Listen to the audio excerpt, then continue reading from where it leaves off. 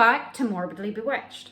In the last video, I successfully completed the making of a meat man whom I named Martin.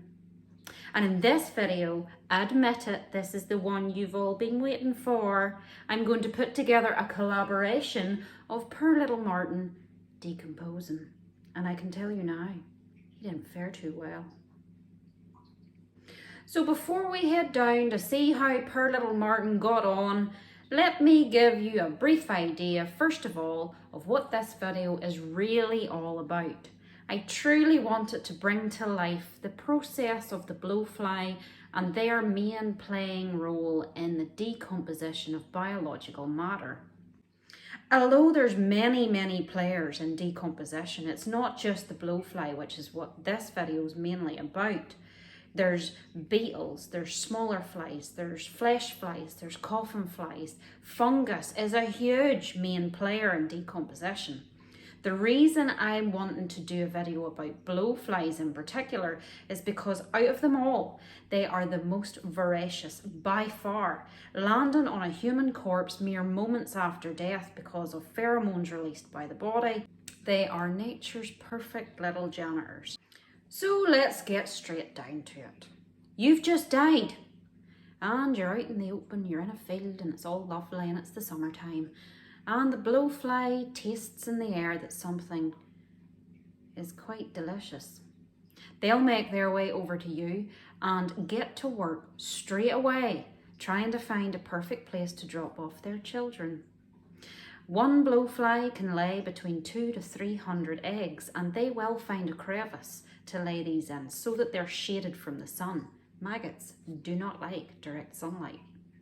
That would be the nose, the eyes, the mouth, the ears, and other areas. After they have been laid on the body, weather dependent, between 12 to 24 hours, they will hatch into maggots or larvae, or whatever way you want to pronounce it. They are born to eat.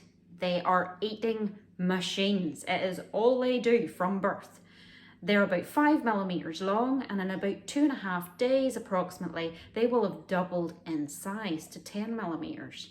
This is when they shed their exoskeleton and continue to eat and feed.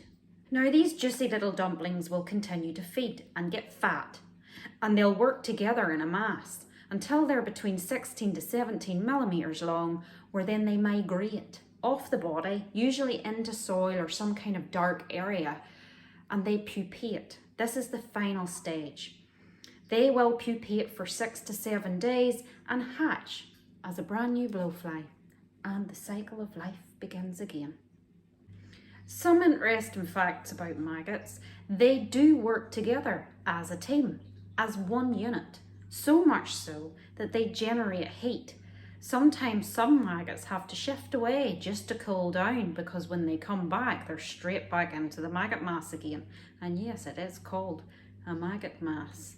Their heads have 2 hooks so that they can grab and tear their way through their food. And their bodies have bands with welts on them so that they can actually grip and move through the maggot mass and the body, because let's face it, it's quite slimy in there. Now, oh, where did he go? Oh, there he is. Now, I'm just going to use one so you can see. So, like a wee feet. Oh, there's his wee face.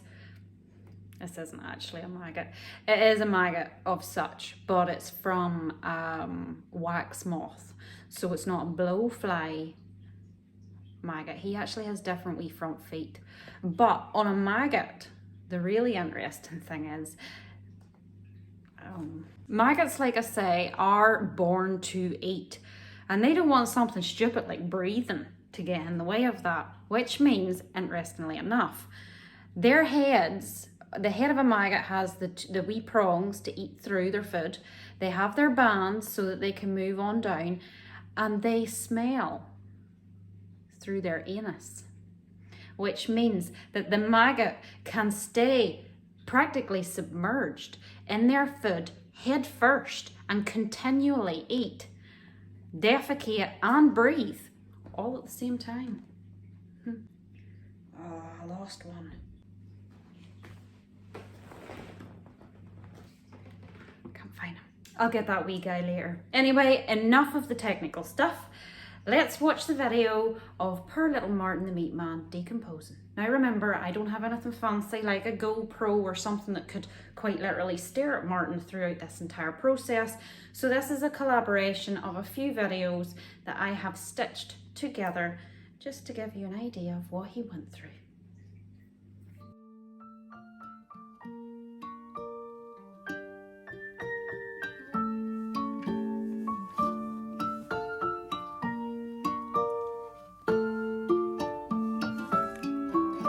Don't ever laugh as a hearse goes by, for you may be the next to die. They wrap you up in bloody sheets to drop you 6 feet underneath. They put you in a pine wood box and cover you up with dirt and rocks. It all goes well for about a week, and then your coffin begins to leak, and the worms crawl in, the worms crawl out, the worms play pinochle on your snout. They eat your eyes, they eat your nose as you begin to decompose. A slimy beetle with demon's eyes chews through your stomach and out your sides. Your stomach turns to rancid grease, and pus pours out like melted cheese. You spread it on a slice of bread, and that's what you'll eat when you're dead. And the worms crawl out, the worms crawl in, the worms that crawl in are lean and thin, the ones that crawl out are fat and stout. Your eyes fall in and your hair falls out, your brain turns into maggot pie, your liver starts to liquefy, and for the living all is well as you sink further into hell. And the flames rise up to drag you down into the fire where you will drown. Your skin melts off as you descend, and Satan tears you limb from limb. Your suffering will never end. And the worms crawl in, the worms crawl out, they'll eat your guts and then shit them out. And when your bones begin to rot, the worms remain, but you do not. So don't ever laugh as a hearse goes by, for someday you'll be the one to die. And when death brings his cold despair, ask yourself, will anyone care? Beautiful.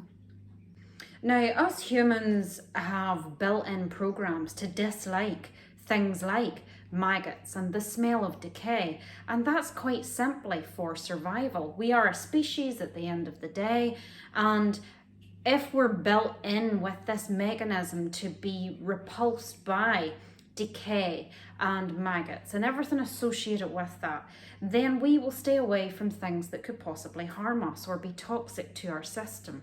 We're not going to accidentally eat a piece of meat if it's not quite within its sell-by date, or vegetables. Funny enough, we find the smell of decomposing meat far more repulsive than the smell of decomposing vegetables, and that is because vegetables that's went past their best is not going to do us the same kind of damage as meat that has went past its best if we were to ingest that. So everything is programmed into us by nature. So what do we do as humans to try and avoid this and keep our loved ones looking their best? We embalm them, of course. Yes. Join me in my next video where this is what I will be discussing. Embalming.